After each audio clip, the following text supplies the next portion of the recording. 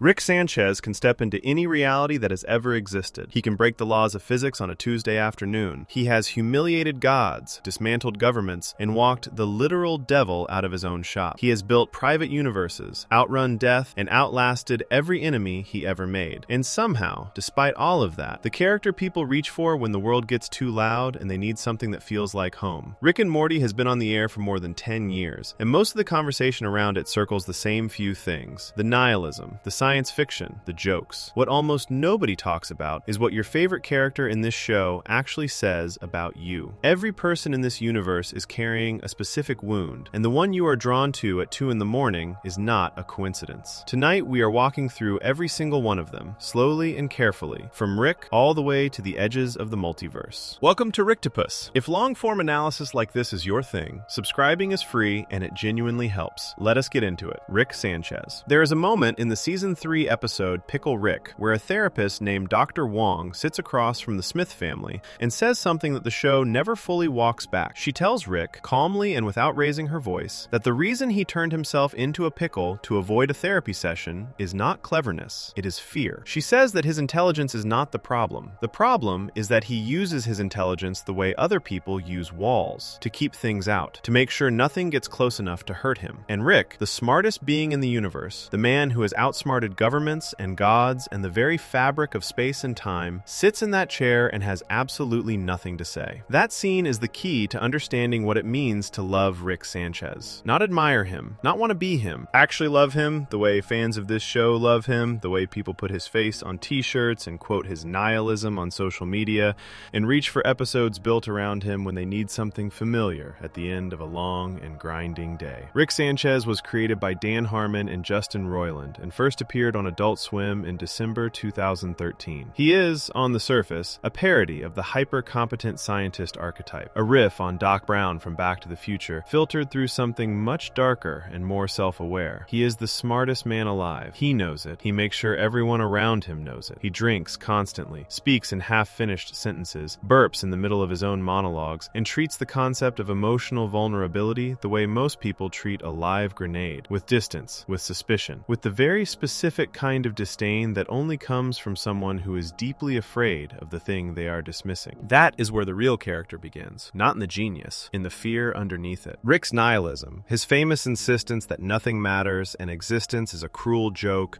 and caring about anything is a sign of weakness, is not a philosophy he arrived at through cold, logical reasoning. It is a coping mechanism. The show makes this visible slowly across its seasons, and then all at once in certain key episodes, but the architecture of it is present from the very beginning. In the pilot episode, Rick tells Morty he wants to spend more time with him because he genuinely cares about him. Then he immediately undercuts it with a joke. Then he gets drunk. The show does this over and over. Rick reaches towards something real, feels the exposure of that reach, and then retreats behind sarcasm or alcohol or the next adventure before anyone can register what just happened. This is a behavior pattern with a very specific name in psychology. It is called emotional avoidance. The person who practices it is not someone who feels nothing. They are almost always someone who feels everything very intensely and has learned, usually through some early informative wound, that feeling things openly leads to unbearable pain. So they build systems, brilliant, elaborate, exhausting systems for making sure the feeling never quite surfaces. Rick's systems include alcohol, chaos, constant motion, intellectual dominance, and the philosophical framework of nihilism itself, which conveniently makes any expectation of emotional honesty seem naive and beneath serious consideration. The show gives Rick a backstory across its later seasons that explains some of this architecture. There is a version of Rick, the Rick who became C-137, who had a family, a wife named Diane, a daughter, a life that looked for a moment like it might be ordinary and quiet and good. That life was taken from him in a moment of violence, engineered by another Rick from another dimension. What that loss did to him, according to the show's own internal logic, is that it stripped away his capacity to believe that building something worth caring about is safe, because if you build it, something can take it. And Rick, who is smarter than almost everything in the universe, cannot tolerate the experience of being helpless in the face of loss. So he stopped building. Or rather, he started building things that couldn't be taken. Inventions, weapons, escape routes, portal guns. The ability to move between dimensions meant he could never be truly trapped anywhere, which also meant he could never be truly at home anywhere. That trait is not incidental to who Rick is. It is the central transaction of his entire existence. Safety purchased at the cost of belonging. And yet, he keeps coming back to Morty. He keeps showing up for Beth in his broken, sideways, infuriating way. He sits in that therapy chair and Pickle Rick instead of simply leaving because some part of him, buried under decades of sarcasm and self-destruction, still wants to be known. Still wants someone to see past the genius and the nihilism and find whatever is underneath and not run from it. The people who love Rick Sanchez most tend to recognize something in that architecture. Not always consciously. The recognition is usually quieter than that. It lives in the way a person feels when Rick almost says something real and then doesn't. There is a specific ache in watching someone get close to honesty and then pull back at the last second. And people who have done that themselves, or who have loved someone who does it, feel that ache very precisely. Loving Rick often signals a kind of intelligence that has become its own burden. Not necessarily in the academic sense, though sometimes that too. More in the sense of being someone who thinks too much, who analyzes situations from 17 angles before responding, who is aware of their own patterns in a way that doesn't quite free them from those patterns. The Rick fan tends to know what they're doing wrong. They can explain it clearly and articulately. They just cannot seem to stop doing it, which is its own specific kind of torment. There is also frequently a relationship with control. Rick cannot tolerate being in a situation he did not engineer. When things go wrong in ways he didn't anticipate, his response is not distress, it is immediate problem solving. Because distress requires admitting that something got to him. The person who loves Rick often has a version of this same reflex. Control is safety. Planning is safety. Knowing the exit before you walk into the room is safety. And the vulnerability of not knowing, of being in a situation where intelligence and preparation are not enough, is something to be avoided at almost any cost. What the show does with Rick, across 7 seasons, is slowly and carefully dismantle the argument that this system works. Rick is not happy. He is brilliant and capable and functionally indestructible. But in the moments when the adventure stops and the noise dies down and he is just sitting somewhere with a drink in his hand, the show lets the camera stay on his face long enough for something else to show through. There is a loneliness in Rick Sanchez that the show never fully resolves, because the show is honest enough to understand that a loneliness this deep and this long practice does not resolve in a season arc. It just sits there, underneath everything, shaping every choice he makes. The episode Rick Mancing the Stone in Season 3 has a small moment that does not get discussed very often. Rick watches Summer and Morty cope with the pain of their parents divorcing by throwing themselves into violence and chaos in a post-apocalyptic dimension. He watches them do exactly what he would do: use movement and noise and external danger to avoid the internal thing that actually needs attending to. And his expression in that scene is not pride. It is something closer to recognition. And underneath the recognition, something that might be grief. He sees himself in them, and he knows what that costs. The person who falls asleep to Rick Sanchez is usually not someone who wants to be Rick. Not really. Not if they are honest about it.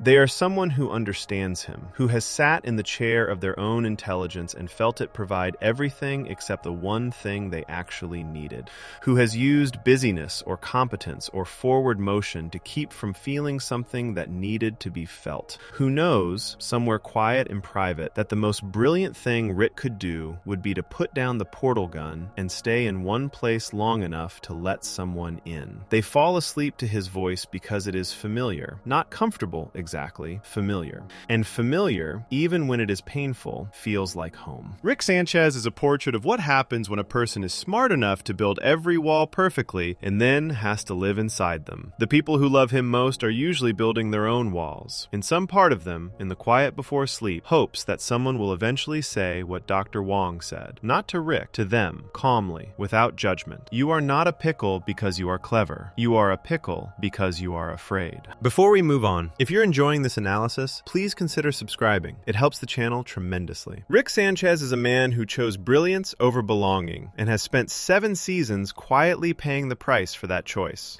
Next, we turn to the boy who has been walking beside that man since the beginning, absorbing every piece of damage along the way, and somehow still showing up. Section 2, Morty Smith. There is a scene in the Season 1 episode Rick Potion number 9 that does not get nearly enough attention when people talk about this show. Morty has just watched Rick turn the entire human population of Earth into grotesque, monstrous creatures years because of a love potion gone catastrophically wrong. The situation is irreversible. The world, their world, the one Morty grew up in and went to school in and had his first crush in, is gone. Rick's solution is to find a dimension where another Rick fixed the problem but died in the process, dump their bodies, and simply take over those lives. They bury themselves in the backyard. Morty buries his own body with a shovel while standing 2 feet away from the grave. And then Rick tells him to go wash up for dinner. Morty does it. He goes inside. He washes his hands. He sits at the table. He does not scream. He does not fall apart in a way that stops the story. He absorbs it, the way he absorbs almost everything, and he keeps moving. That moment is Morty Smith in his most essential form. Not the nervous, stammering kid who gets dragged through portals while saying "oh geez" and "aw man" every 30 seconds. Something much quieter and much heavier than that. Morty Smith is a character who has been carrying more than his share of the weight since the very first episode, and who does it without anyone in his immediate world fully noticing, because the person standing next to him is Rick Sanchez, and it is very difficult to notice anyone standing next to Rick Sanchez. Morty Smith is 14 years old when the show begins. He attends Harry Herpson High School, struggles academically, has no close friends, is openly dismissed by his father and most of the adults around him, and has a grandfather who needs him as a human shield because Morty's brainwaves cancel out the genius frequency that would otherwise make Rick detectable to his enemies. That last detail is not a metaphor the show invented casually. It is the foundational condition of their relationship. Rick needs Morty close because Morty's ordinariness protects him. Morty's average brain is useful precisely because it is average. That is how the relationship starts. The kid is a tool. A very loved tool eventually, but a tool first. What the show does over its seasons is track what that does to a person. What it does to a 14-year-old boy to be told, implicitly and sometimes explicitly, that his value to the most important person in his life comes from his limitations rather than his strengths. To be dragged through experiences that would break most adults. To watch planets die and civilizations collapse and versions of himself choose paths he can barely comprehend, and then come home and try to finish a homework assignment due on Monday.